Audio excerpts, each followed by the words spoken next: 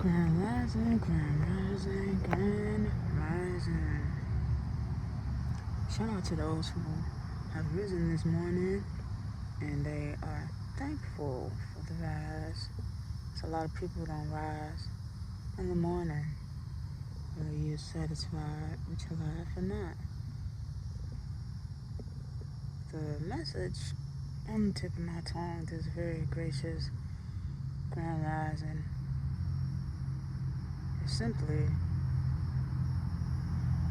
coexisting. You see, sometimes in life we have to coexist with people, places, things, and even possible entities that mean us no good, do not have the best intentions for us, um, possibly only looking out for themselves and only want the best out of the situation that they can gain from.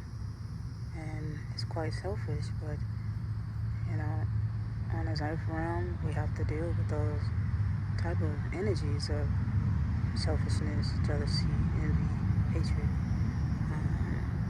prejudices, just, you know, whatever force that you deem as negative and low vibrational, we do have to deal with on this earth realm.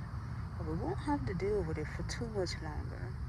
And that is all praise to God.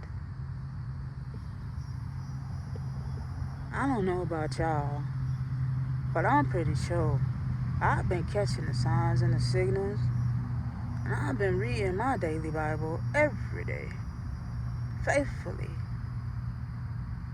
like it was a paycheck. I'm opening the Bible like I'm cashing a paycheck because to me that's exactly what the fuck it is. To me, the Bible is the golden ticket that Charlie had bit into the damn chocolate bar and discovered it was the very last one. Charlie discovered he was the lucky one, the last one, and the one towards the end that wound up receiving what he deserved. Charlie in the Chocolate Factory movie, he struggled, him and his family. But he would find things mysteriously like money, which obviously was nothing but God. And there was always somebody in the background watching Charlie. You know, Charlie and his family trying to uncover the secret recipe of the gobstopper. Y'all remember that?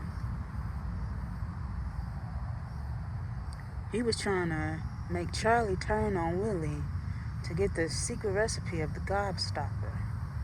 And Charlie said, hell no, we won't go. So you see how loyalty works. You can offer individuals much money in the world that they've always dreamed and imagined. But loyalty is the thing that has no price tag on it. Infinite energy, power, strength, courage, resilience, trustworthiness, respect has no price tag on it.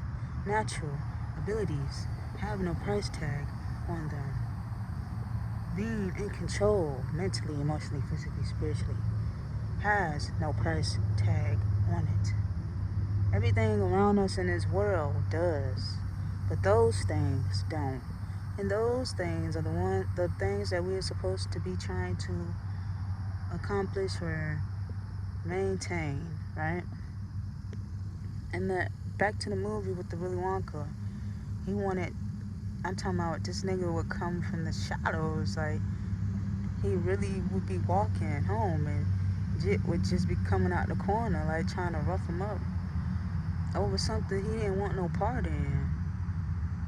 Like literally, even while being inside the the Willy Wonka gates and exploring his property, well, all the candy and stuff like that, he still would find a way But it's like, if you could do all that, why won't you go in there and get it your goddamn self? Why the fuck you trying to use a child to be a thief for you?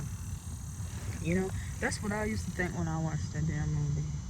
I used to be like, every time he'll pop out the corner in my head, I used to be like, man, if you don't get your ugly ass on, like, leave Charlie alone. You know, you just in the corners and shit, like, leave Charlie the fuck alone. Charlie just wants some candy. Charlie just wanted to be around Willy Wonka. Charlie didn't even give a fuck about all that candy. All the kids was going crazy about the candy and shit. Charlie was just taking his, his time. Him and his, he was taking his time. He wasn't being greedy. He wasn't being gluttonous. And that is what made him stand out from the rest, as well as his loyalty towards the end. The best thing that Charlie could have did was be honest to Willie. Yes, he slipped up and drank the little bubble water and it made him float to the top. But even though he made a mistake, because it was a mistake, Willy Wonka still forgave him, because out of all the things he could have did, that was the only thing he, tried, experienced. And that's why I really forgave him, because he knew that his intentions was pure. His heart was pure. And he was just, got ecstatic about, he wanted to see what it was. Just as well as everybody else in the goddamn factory, He knew that he didn't do it to have any ill intent towards it, towards him. And that's why he forgave him towards the end of the movie. But, y'all, life is a beautiful thing. And I don't care what you're going through, man. I don't care how many bills piled up, stacked up you got. I don't care if you hate your job, you hate your career. I don't care if it just don't matter, man.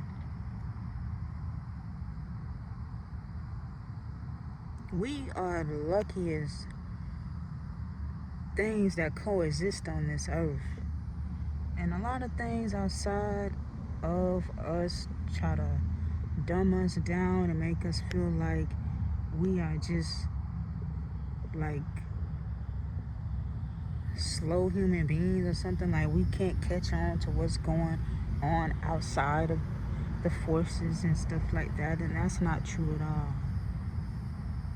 We are the most smartest intellectual beings on this earth.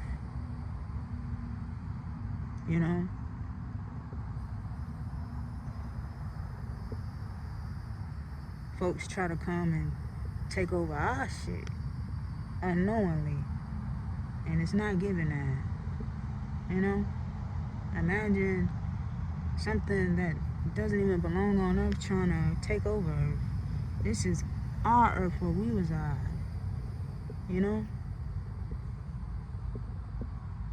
But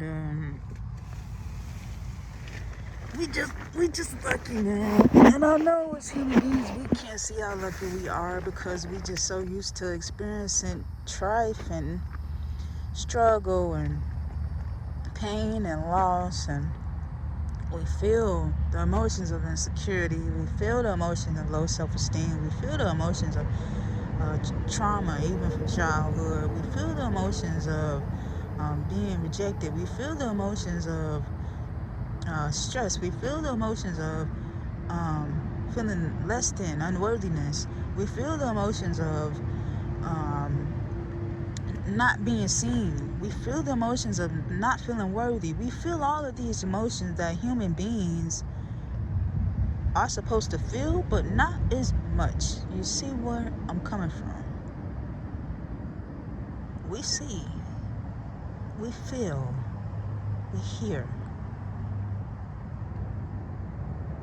As a collective, we think that we are doing all of these things and feeling all of these things alone, but we are all energetically connected to each other, and we don't think that we are, because we all live separate lives with different individuals in our family. We produce family and stuff like that, and We only grow and pay attention and acknowledge our family members, our friends, and maybe a few strangers if you feel good that day, right?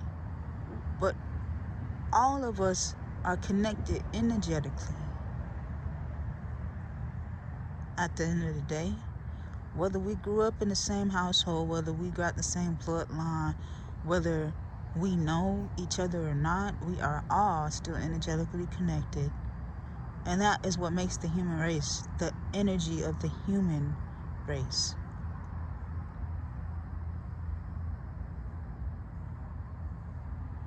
But that was it, y'all. You know?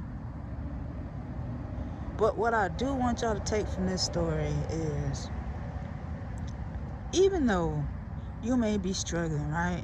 Life is not going the way you expected it to, or wanted it to, or thought out, or pre-planned in your head. Just know that at the end of the day, if you stay truthful to yourself and what you know is real, and I mean like really reality real, the heavens, the gods will repay you.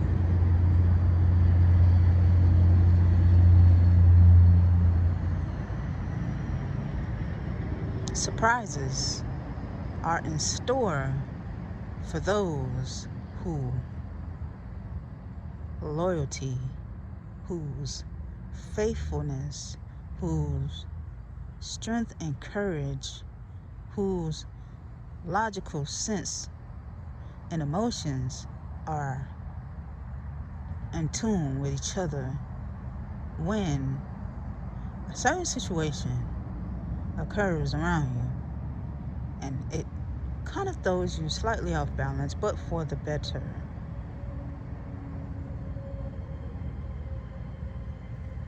Y'all, we are in our most goldest prime right now. The earth is at its best right now. Mother Nature is very excited. Mother Nature is about to go through a transformation, a long-awaited transformation. Mother Nature is ecstatic. But that was it, y'all. Blessings.